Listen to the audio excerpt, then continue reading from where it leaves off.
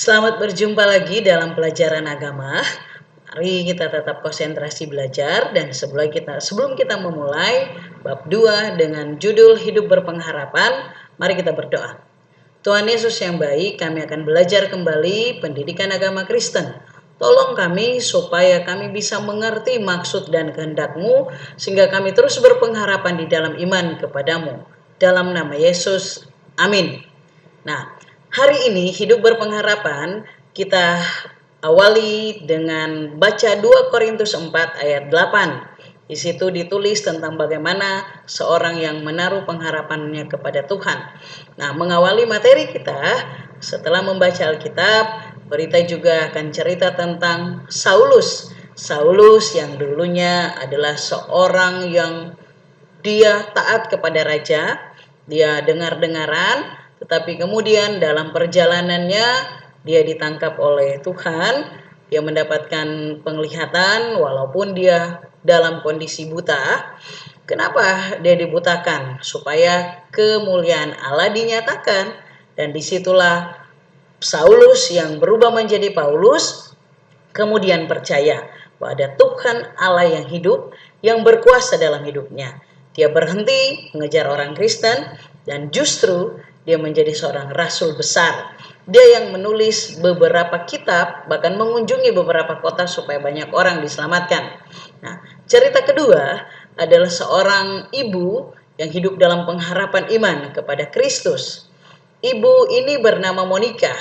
Dia diceritakan tinggal di satu tempat di satu bagian negara yang bisa dikatakan hidup dalam ketaatan, tapi kemudian dia sadar bahwa ternyata dia punya anak laki-laki yang susah diarahkan. Tapi Ibu Monica ini tidak hilang pengharapan. Dia tetap punya harapan yang kuat bahwa satu saat Tuhan akan mengubah setiap hati yang keras. Nah, berjalan terus, kemudian Ibu Monica berjumpa dengan Uskup Ambrosius.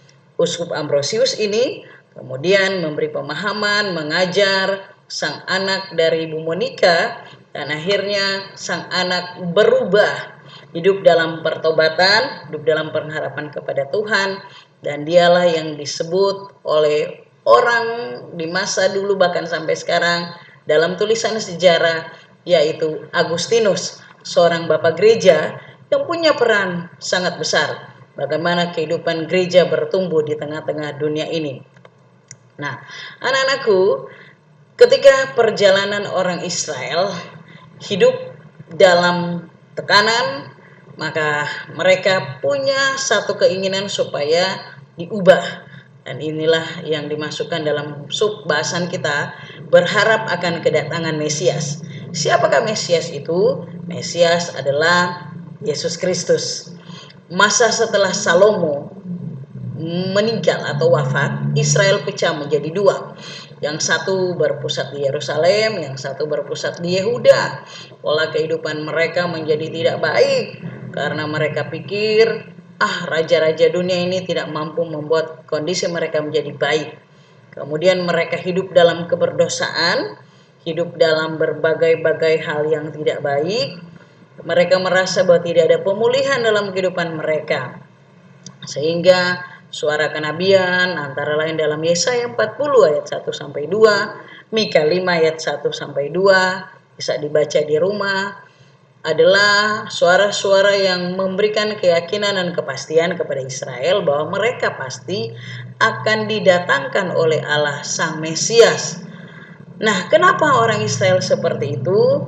Karena mereka telah mengalami masa pembuangan dan kesulitan di Mesir, di Babel, tapi tidak membuat mereka mendapat secercah harapan bahwa hidup mereka lebih baik, sehingga mereka menjadi orang-orang yang tawar hati karena penderitaan demi penderitaan tetap mereka alami. Nah, anak-anakku, ketika kita baca Lukas 2 ayat 26, kita akan melihat di situ ada satu tokoh namanya Simeon. Simeon adalah tokoh yang hidup dalam pengharapan.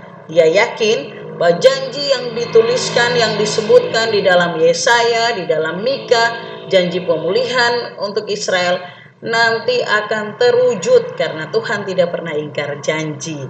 Simeon hidup dalam pengharapan itu dan itu terbukti pada Lukas pasal 2 ayat 29 sampai 32. Di situ kemudian ada perjumpaan antara Maria, Yusuf yang membawa bayi Yesus, dan ketika Simeon melihat sang bayi, Simeon kemudian memuji Tuhan.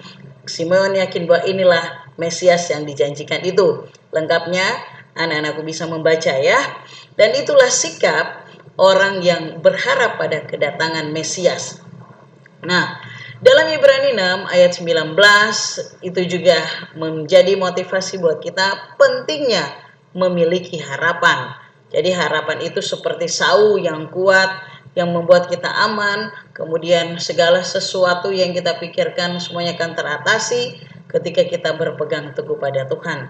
Sebagaimana juga dalam 2 Korintus 4 ayat 8. Jadilah orang-orang seperti Simeon yang punya harapan besar kepada Tuhan, bahwa setiap masalah, setiap persoalan dalam kehidupan kita pasti akan diselesaikan sebagaimana janji Allah bahwa Mesias datang di dunia ini untuk menyelamatkan orang-orang berdosa.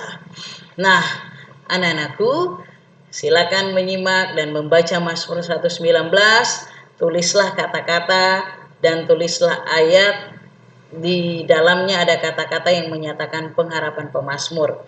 Dari situ silakan kalian membuat 2 paragraf bukti pengharapanmu kepada Tuhan sebagai anak-anak yang percaya kepadanya menghadapi tantangan hidup.